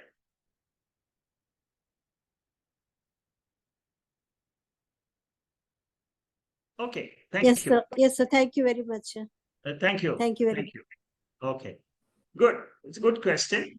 Gargi is saying, can you share your website link here in this group only? Admins can post. I am attending an Upanishad for the first time. It was very nice. Okay. The web link is called as vedantastudents.com. Shanmugam will type that message now. www.vedantastudents.com. It's a very beautiful site where you will get a lot of information. Very, very beautiful. You see, you get Shankara Bhashyam, you get notes of Shankara Bhashyam. In no other Upanishad will get this type of material which you see here. It has got, you go and visit the site. You, in case you have any questions on the site, there is a video which explains that how to study the website, what are the portions you should study. There is a video which will explain to you. Okay. I finished all the questions. Now I will open up for discussions in the group. In case you want to say something, you want to ask something in the group, if you have any impression, any things about today's session, you can express yourself. You can just lift your hand so that I know that you want to ask a question.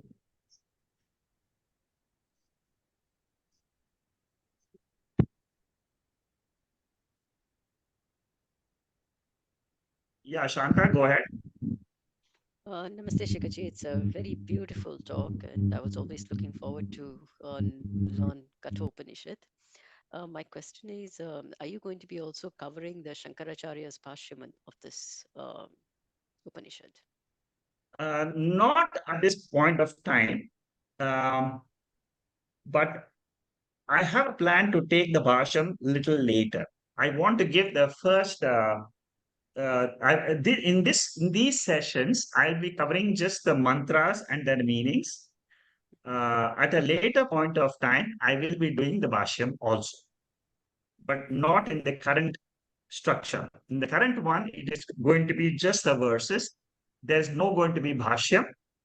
I'm in the process of collecting the Shankaracharya's Bhashyam in English. All the verses, I'm in the process. Another 40 verses are pending. I'm making a book of the Bhashyam. So that Bhashyam book I will be explaining later. But if you're interested, in about a month's time, this book will be ready of Shankaracharya's Bhashyam for your own personal study. If you want to do it, you can do it. It is like the Mandukya Bhashyam which I gave you, not the notes, only the Shankaracharya's English translation of the commentary. If you're interested, you can write, you can just send me an email. I will keep it in mind. Whenever it is ready, I will forward to you. Yeah. Would Thank you also very much, share- sir. Yeah, thank you, Mani. Yeah. Yeah, Shanta. Yeah, would you also be able to share the Sanskrit version of Shankaracharya's Bhashyam of, Upanishad? I mean, either Mandukya Upanishad or is it something No, I which have is given that. The I've actual got the mantra, Sanskrit. but yeah, I wanted the actual Sanskrit version because it would be very good to, as I'm learning Sanskrit, I want to also, No, but you see, practice. in my Mandukya sessions, I take the English translation and there is a Sanskrit portion, right? Mm.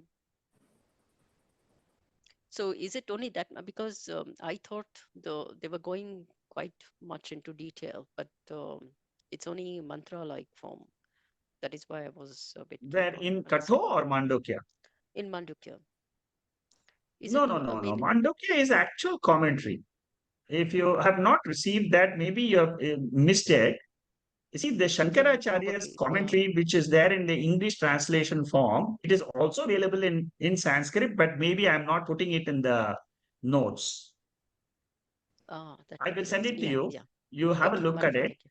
Yeah, Yeah. I will send it to you. Today morning only somebody else had asked, Bart had asked for it. I sent it to him. I'll forward it to you. Okay, thank you. Thank you very much. Yeah. Okay. Sir, I'm interested in Mandukya Upanishad also for tomorrow's. So will the link will be the same or a Yeah, different same link? link, same link. It'll be the same link. You just join and then you'll start getting the invitation and so on. And I'm interested in the meditation also. Earlier you were telling Yeah, some I was telling you about time. this. Yeah. Could you So please? I will. Yeah. Can you send me an email on that? Just you have my email address, right? Of the Vedanta Yes, students. correct. Just send me an email. I will reply to you in that email of Okay, that thank you very much. Thank you for meditation your link. works. Thank you for your works, sir. Because Thank you. I felt very, very happy seeing the website and all the content in the at one place, and that too in Hindi and Sanskrit, Sanskrit and English. Excellent work. So I feel that time is very, very less in studying. Like I'm not able to get proper time also. But if I have more than 24 hours, I would like to read and read and read. That much interested. That's it's very nice. I'm sure you will see. You just attend one or two talks, one or two sessions like this every Saturday and Sunday. If you keep attending, the gist of the Upanishads will come to you. Mandukya is excellent, really excellent. It is the best Upanishad for you to study. What Upanishad you want to study? Mandukya and Kathopanishad. You just take these two. You don't require anything else. You have come to the right place. Go ahead. Okay. Nandu, go ahead. Hariam, thank you, sir. As usual, like a very nice explanation. My question is about like there is one shloka you mentioned about like Mundaka Upanishad, the Pariksha Lokanam shloka from 1 to 12. And I think that is something similar meaning of Tadvidhi Parinipatena Pariprasnena Sevaya, which is from the Gita. So which is talking Exactly. about like It is the same mantra. The actually Gita mantra is it's just picked up from Mundaka Upanishad. thank you. Good observation. Yeah, Gargi, go ahead. Thank you, sir. I have attended any Upanishad class for the first time. And I'm so grateful to you. All the things, as you said, I could understand, but I don't remember anything. Don't worry, don't worry. You see, as you keep listening, what will happen is you will remember the important points. It will come. You see, you don't have to worry about whether I'm remembering whatever has been sent. I will be sending you a video also tomorrow or on next week, Monday, Tuesday.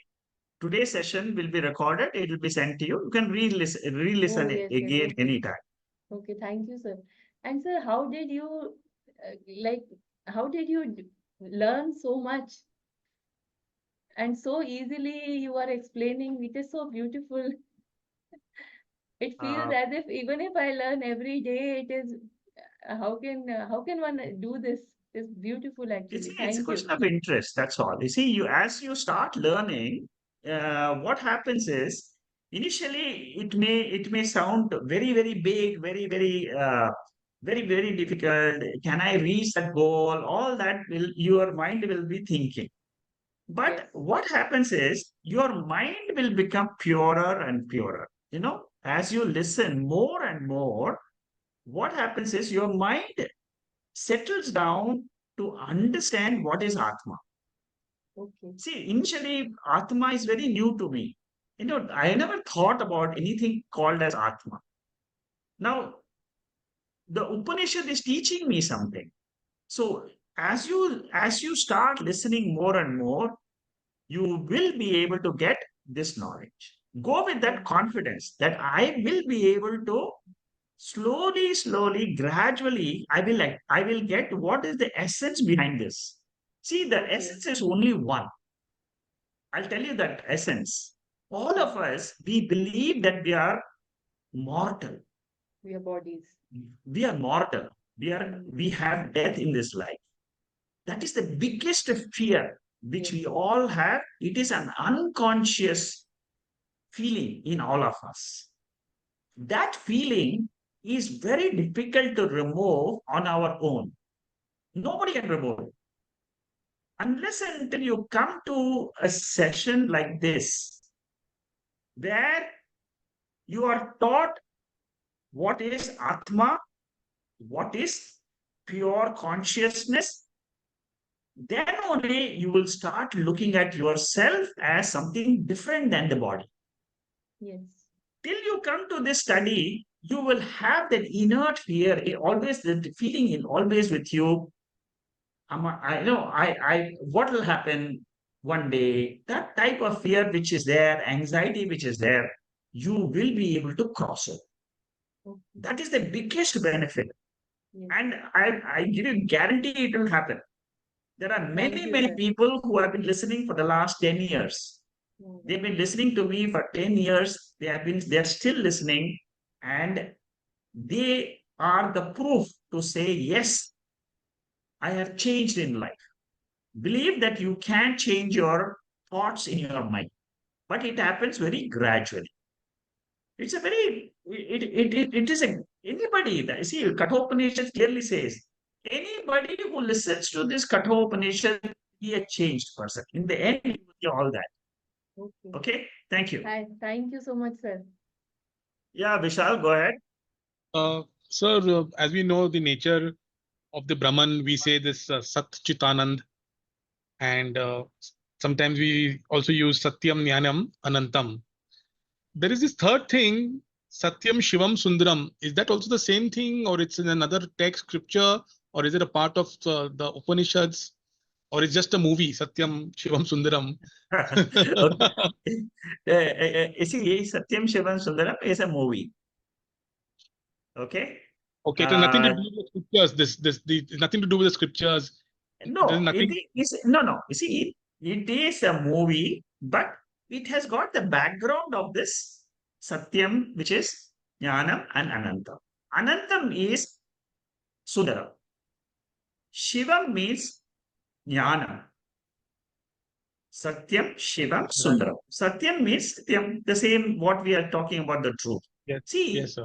in the movie, they are depicting a portion of the Vedanta, but that movie is Right, different than when right, you come to study the Vedanta, Satchidananda Swarupa and Satyam Jnanam Anantam is the same. right, sir. Right, sir. And sir, I would also like to add, sir, that as you mentioned just earlier to the lady you were speaking to, that sir, from the time I have started reading the Upanishads and joined the classes, my fear of death, my fear of failure, so many fears which I had daily, that this will happen, not happen, what will I do, what next will come, I would say 80 to 90% has disappeared. 80 to 90% has disappeared. And it's Very good. all because of this. You're the proof. You're the Yes, sir. proof. And I wanted to share this because even I would not believe it earlier that it can disappear. So I would sit in the plane, I would be stressed, I would be doing work, what will happen tomorrow, what will happen here, there. Now I know that everything is the Brahman, and I'm living life in a flow, absolute flow, sir. Very good. No, no. Excellent. So thank See, you, sir. you've We love got the you. Yes, benefit sir. of the study. You see, this is what people come and tell me. So I get joy when people tell me, yes, the study has been fruitful in life. And one more thing, See, sir, that when I needed a guru, you appeared. Now, for me, this is the biggest blessing and the biggest sign, sir. I mean, I cannot tell you that I was searching, and suddenly one day, some message somewhere came to me and I joined your class. And this was the biggest sign the universe gave me that I'm ready. Because as they say, when the student is ready, the teacher appears. I love you, I love you, I love you. And there is nothing, I mean, I don't know how to even express my feelings for the respect and reverence I have for you and for the work you're doing. so Vishal, these are all God's blessing. We are still, like we are all instruments in with some superior power. So it's God's blessing which brings people together. It's the Lord's teaching. The main thing is what changes is the teaching. And these texts, which are Upanishads, so they are so invaluable. Like what you're saying, it can transform your mind. It can transform your experiences in life. That is what is really is the real benefit of the study. Thank you, Vishal. Yeah, Shanta, you wanted to say something more? Yes. Just one thing. I was under the impression, or maybe it is the one and the same. Janak Raja's guru was Ashtavakra. Yeah, So is his name same as Agnavalya? Yajnavalkya, yes. Oh, is it his name? Because I was, or because I No, was in under the. Brahadanak Upanishad, you see, Mm, in Brahadanak Upanishad, the student, you see, maybe it mm. could be at two different times. Okay, okay. They could be different people also. Yeah, because I was thinking, because this was in Treta Yuga, right? Correct. So Yes. So this Vedas would have so been it written could be much two before different that. persons. Yes. Yeah, it could be much Yeah. earlier than that. Yeah, I just Correct. wanted to clarify it Yeah. is not the same Janak Raja of, Yeah. Sita's father. Okay. Correct. Yeah, the other thing which I just wanted to add to the lady who said is, how long does it take? I mean, I don't know my life. I think a life is not enough for me, because I don't know whether I will really reach that end, which I keep thinking about. I'm reaching, and then I feel it's like a mirage of water. You think there is water, and you go forward, and there is no water, and you move forward again. It's been more than I think it's more than 2 years I'm learning. I started my journey with Bhagavad Gita, and on my own from your videos, as you know, Shekharji. But only thing what I find, as you said, in your saying that it is an interest, and it actually takes you forward and forward. The more you listen, and when I did the Bhagavad Gita, I got the urge to learn more. I went back and I learned the Tattva Bodha and the Atma Bodha, but that urge to learn more came from there. And then I started this, class. And then I even gave up my Sunday class, which I used to do of Sanskrit, because I wanted to learn about Mandukya Upanishad. So I actually gave up my Sanskrit Saturday morning class because I wanted to attend this class, because it actually clashes exactly the same time. So I only do now, other times I do my Sanskrit class. But this Good. is what I feel. It is almost like goes on purifying. The more your mind gets listen, you purify your mind, and the more you get purified, the more Your further you mind will get demand into. this. It's like a Yeah, tablet, The mind will demand this it's an tablet. addiction You see, actually, in a yeah, way. it's an addiction. You see, and this is what is called as mumukshutva. Mm, You see, the desire for freedom is this one. This desire, your mind starts getting a taste of freedom, mm, and then it wants to have the freedom of being free. mm, And that freedom comes only when you know the sakshi, the mm, consciousness, which is behind the mind. mm. So it is a tussle between the mind and sakshi, which goes on for a few Few years. years. And then who will win? Sakshi will win. Mm, Mind will create tantrums for a few years. mhm, You ask Shama, she will tell you. It'll create tantrums and but then who wins? Ultimately, Sakshi will win. And that Sakshi, you will be constantly in touch when you do the study of Upanishads.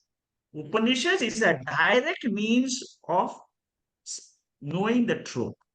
Bhagavad Gita is a aid. It makes you ready for the truth. But Upanishad like Kathopanishad, Mandukya Upanishad, more so with Mandukya Upanishad. Because Mandukya Upanishad has got the right logical explanation for everything which you want to learn in Vedanta. mm, Logic. Every time you attack Mandukya Upanishad, there is logic and logic and logic.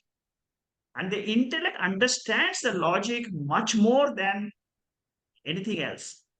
yeah, The it is moment the beautifully logic put. comes in, you say, yes, and that is the beauty of Shankaracharya. Mhm, So, same, you see, Kathopanishad also, there are some mantras which are so important and so direct. You will be amazed at the same amount of which Katho can also reveal. See, the beauty is each Upanishad has got a different style. Taittiriya had a style of going to Panchakoshas. Panchakoshas. Jainism. Kathopanishad will talk about immortality. Again and again, it will talk about something which is not mortal, which is Atma. There is something which is immortal. Mm, Story is so beautiful. It says that Nachiketa he got this immortality because of his knowledge. The knowledge which came from the Upanishads. mm. So, thank you. Yeah, no, it is true. And just like Vishalji said, now it's like the taste of joy. And then we quite get attracted and more towards that taste of joy. And hopefully we will reach that ultimate joy. Yeah, thank you. Thank you. Thank you, Shanta. Okay. Uh, is there any other question from anybody else? All right. So we will start next week with the actual Upanishad itself. And the notes are already there with you. And